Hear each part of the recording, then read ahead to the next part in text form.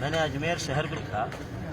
آپ یقین مانیے جو دربار ہے وہاں خواجہ معین الدین چشتی کا، اس کو غریب نواز کا دربار کہا جاتا ہے. ٹھیک ہے، اور اجمیر میں اتنے غریب ہیں کہ آپ سوچ بھی نہیں سکتے. غریب نواز موجود ہیں اور شہر غریب بنا ہوا ہے.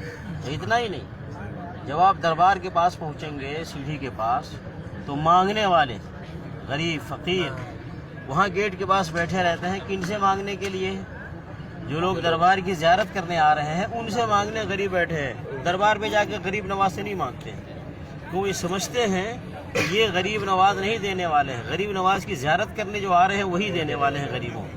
اتنا ہی نہیں، جو وہاں سجادہ نشین بیٹھے ہیں دربار پہ اور مجاور بیٹھے ہیں، خادم بیٹھے ہیں، وہ خود اس غریب نواز کے دربار سے نہیں مانگتے ہیں. وہ کس سے مانگتے ہیں؟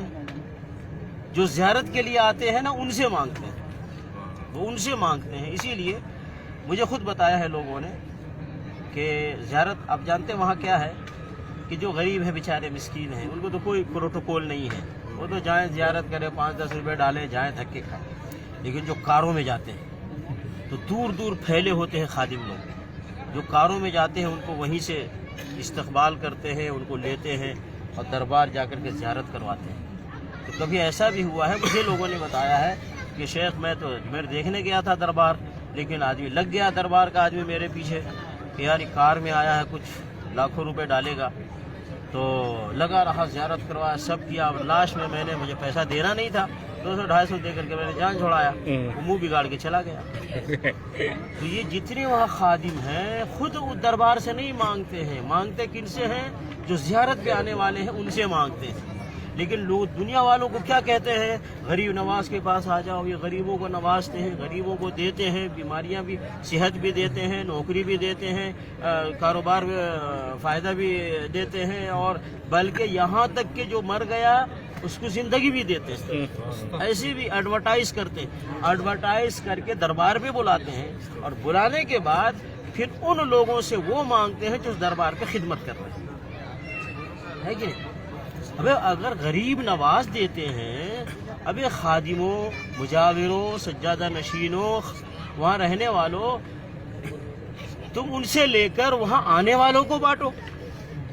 ان سے لے کر، غریب نواز سے لے کر کے جو لوگ زیارت کرنے آ رہے ہیں ان کو تمہیں بانٹنا چاہیے نا. لیکن الٹا وہ وہاں آنے والوں سے وہ مانگتے ہیں، اور جو زیادہ پیسہ دے دے وہ ان سے خوش ہوتے ہیں، ان کو عزت دیتے، پروٹوکول دیتے ہیں. تو یہ سب کیا دھوکہ ہے، فراڈ ہے.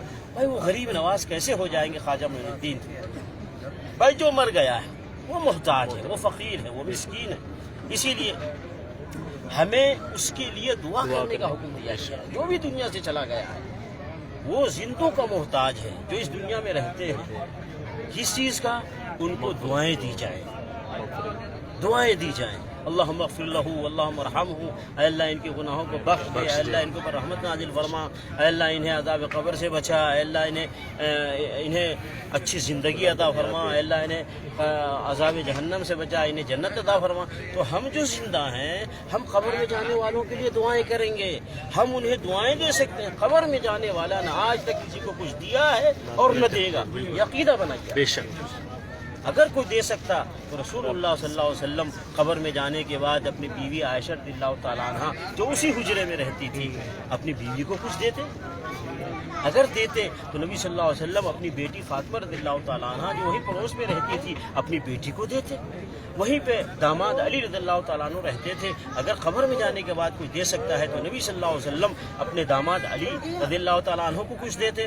اگر دیتا کوئی قبر میں جانے کے بعد کچھ تو وہیں پہ حسن حسین رضی اللہ تعالیٰ عنہ رہتے تھے، اپنے نواسوں کو نبی صلی اللہ علیہ وسلم دیتے. لیکن کوئی مجھے بتائے کہ نبی صلی اللہ علیہ وسلم نے قبر میں جانے کے بعد کچھ بھی اپنی بیوی کو، اپنے داماد کو، اپنے نواسوں کو، یا اپنے سسر ابو بکر عمر رضی اللہ تعالیٰ عنہما کو کسی کو کچھ دیا ہے؟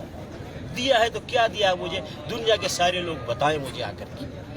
پتہ یہ چلا جب نبی صلی اللہ علیہ وسلم نے قبر میں جانے کے بعد اپنے گھر والوں کو کچھ نہیں دیا ہے تو دوسروں کو بھی نہیں دے سکتے.